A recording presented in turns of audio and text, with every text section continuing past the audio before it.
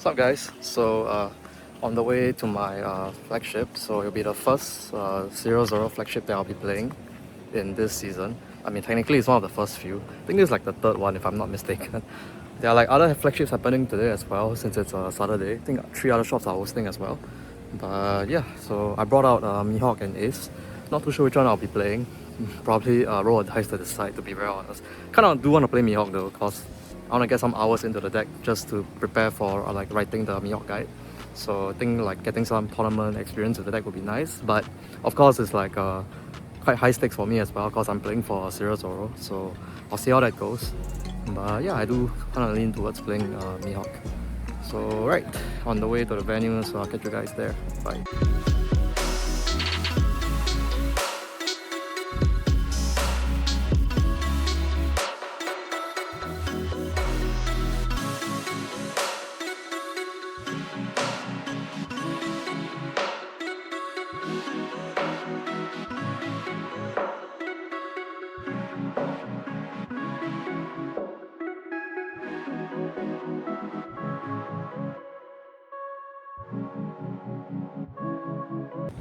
Alright, what's up guys? So the shop's a little full, so like I figured I'll just come somewhere like a little bit more quiet to do like a post game recap. So I decided to play Mihawk in the end because like I think I convinced myself that yeah, I think I do want to get some hours on this deck and hey, why not just bring it for a test run.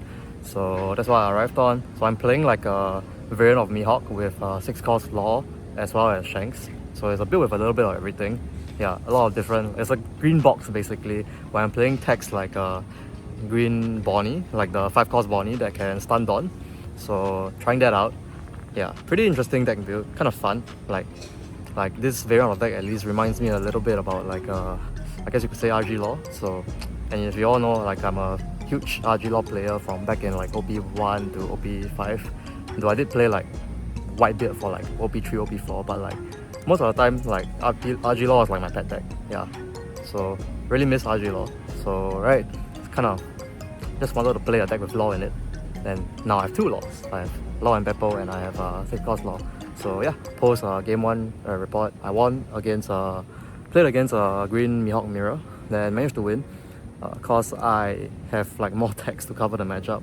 So like I lost dice roll, went second. So I played 5 cost Bonnie on 6 to turn to like lock 1 Dawn.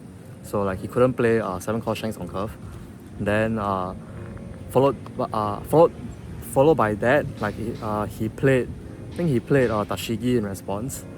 Yeah, so he played another Tashigi, which honestly doesn't do too much because more often than not you don't have like the resources to like rest 4 cards to give both of them 8k, like plus 2k buff each. So not that much of a play. Like yeah, so followed that up. I missed my curve. Like I played Kid and Killer hoping to find like a 6 cost Law because I didn't have Shanks. So I didn't find it, but I have another 5 cost Stun Bonnie. So I played that. Stun is Dawn so that he cannot play like Mihawk, like 9 cost Mihawk. So I like played Stun Bonnie back to back to lock his Dawn. Then luckily that turn he didn't have Shanks. Because if he did have Shanks on like on the turn that I locked him at 8 Dawn, then he could have played Shanks and that would have been a little bit bad for me. But I did have 9 cost Shanks in my hand, which was another tech that I'm playing for the mirror. So like if he did play 7 cost Shanks and rested it, I would have played 9 cost Shanks to blow it up. Yeah, but I would have much rather used that on like a big body like Law Beppo or Mihawk of course. But yeah, like if he played Shanks, I would have played the bigger Shanks to pop it. So I did have the answer prepared, as well as like 2 follow-up Law and Beppos. So I think based on that, I was quite ahead, which was why I won in the I won because the advantage gap was quite apparent. Because the 2 turns that I turned off his Dawn, he didn't really put much pressure on me. And I had, like, the gap was like when the turn that I played my 9 cost Shanks, my hand had like 9 cards while his hand only had 3 cards. So very big resource gap, yeah, because he wasn't pressing me as hard. But yeah, so I just capitalized on the position, on my leading position to just seal him out of the game, which is usually how Green Mirror goes, where like the advantage gap is very apparent if like, yeah, it's like different skill cap. Like I just think I'm probably playing the game a little bit better than him because I'm not too sure, like there were some turns that he didn't swing at me, yeah, with his board. But if he did swing with it, then obviously I'll be forced to contest it and the game would have turned out differently, where like perhaps I would have less resource, but of course I'll be draining his resource a lot faster because I'll be contesting his board rather than the life. So right, but anyways, TLDR, I won game 1 against the Green Mihawk Mirror. So yeah, 4 more rounds to go. So it's a full capacity 32-man flagship. So it's been a while since I've seen this. So quite excited actually, because I'm actually playing a real tournament. Like, because a lot of like familiar faces are showing up now. When like compared to the past seasons, it's like yeah, it's like all people randos. But now it's like all the, I would say, top players are coming out to play flagship. So yeah, a lot of familiar faces. I see Jianhui, I see Jia Yi. Yeah, like quite a bit of familiar faces here. So it'll be like more of a actual challenge. So right, I'll catch you guys after I finish round 2. See ya. Alright, round 2 just ended. So played against ST29 Luffy, aka Luffy, the 6 life leader. So new leader. Luckily I got some testing in with Julian the day before, so I kind of know what this deck does. So he's playing the same package as Julian. So he's playing the Thriller Bug package, which is honestly a very generic yellow package. I think they should have nerfed it a little bit, because every yellow deck can play this package. So yeah, it's like a AK Luffy with a Thriller Bug package. So just plays all like the good straw hat cards like Sanji Searcher, Robin, 7 cost from EBO 3. Then other than that, the deck mainly just consists of Thriller Bug Pirates. So a lot of triggers. So like every hit is almost guaranteed to like trigger something and like play an extra character from hand. So luckily for me today, I'm playing 5 cost SR Perona. So like even if he like chain jump triggers, right, I can still like buy 1 turn by stunning his board. Yeah. So honestly, this matchup is like quite a fast matchup. It usually comes down to like maybe 6 or 7 turns. So I curved out relatively perfect. So I won dice roll, I went first. So I played Tashigi on 5. Then I played 5 cost Perona on 7. But that turn I was thinking about playing 5 cost draw Bonnie as well, depending on like what happened. So I swung first, and then he took some of the hits and he managed to jump 1 trigger. So like his board right now had 4 cost Sanji and he had 2 characters on board that can attack basically. So I decided to just Perona him instead. So that bought me 1 turn to transition into a 9 cost Mihawk to lock his 7 cost Robin that he played on curve. Then follow that up by a Law and Beppo onto his 9 cost Bonnie, which did get me to 0. So like I played Law and Beppo based up, so I locked 2 of his only big attackers on the board, which was Robin and Bonnie. So his entire board was locked. His board was like 5Ks, my leader was 7K. So the only way he could like potentially try is to go for game by jamming 15, but my hand had 9K counter exactly to counter out. So I mathed everything out and I could counter out, but ended up he didn't go for that. He went for 8 cost Moria play to heal a 2K trigger into life, so that when it activates, he can actually play out Perona to stun my Tashigi or Perona on the board. Yeah.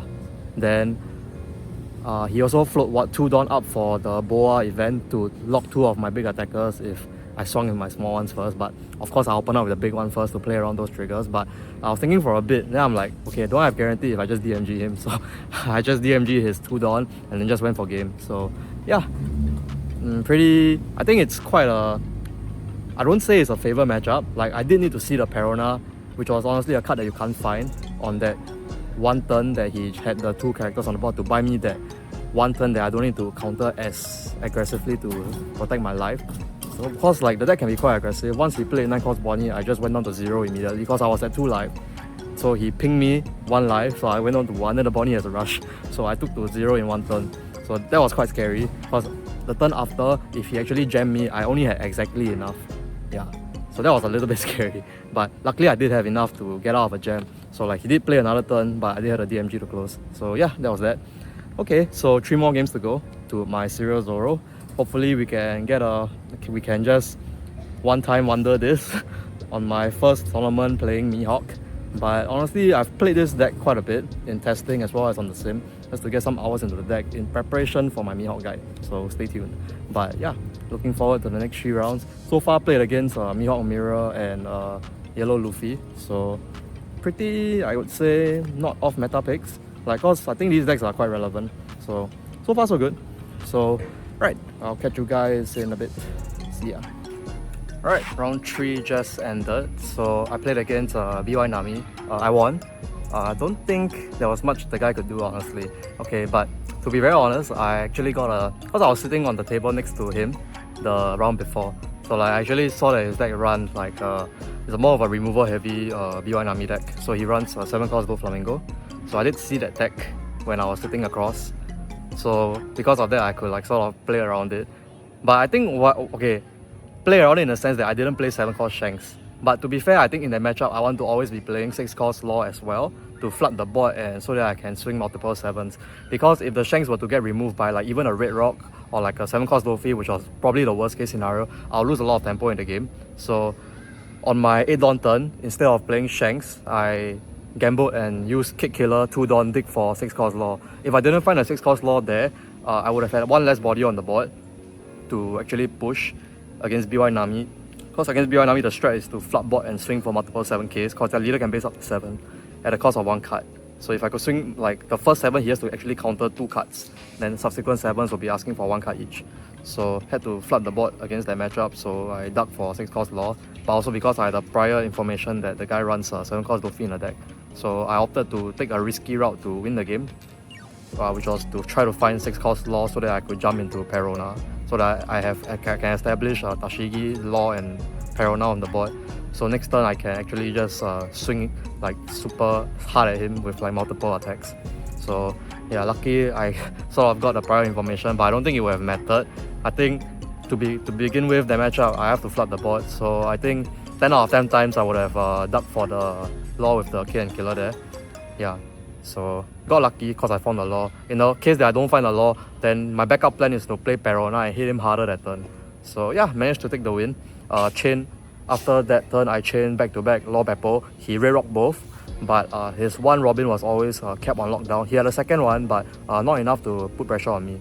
So yeah, I won out after I pushed him down to 0, and then he played Mako for 4, and then I just DMG for game. So yeah, took the win. So right now 3-0, 2 more rounds to go. I think I'm guaranteed top 8 now. At least I'm guaranteed the top 8 prize card, which is 9-cost Bonnie.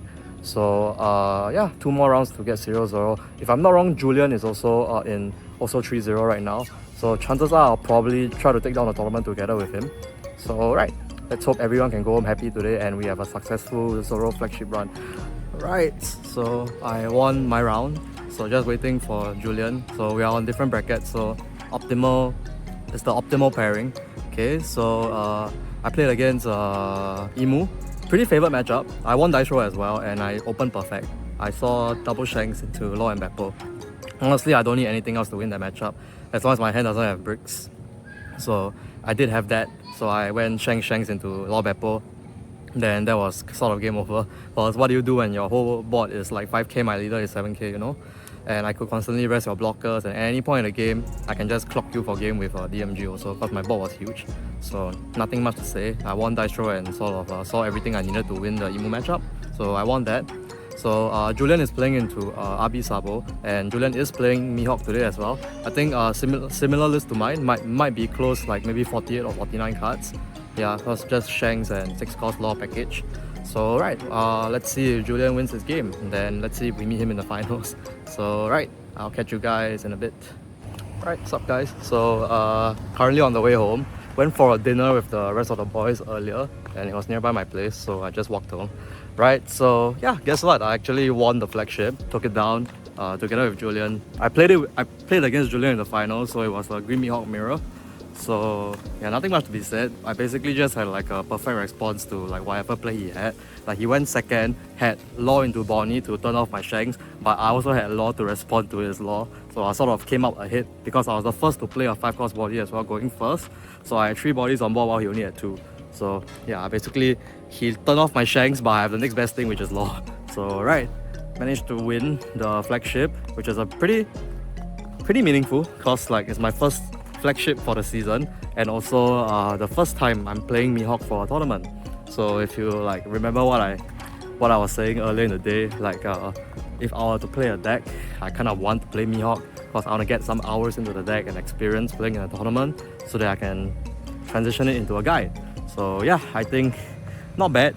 Definitely still need to continue playing the deck so that I can understand it the ins and outs, so that I can actually deliver a like high quality guide, such as like the Emu and the Ace guide, yeah, where I had countless hours on those decks, which is why I could write a guide about them. So right, next one is gonna be Mihawk, so stay tuned for that.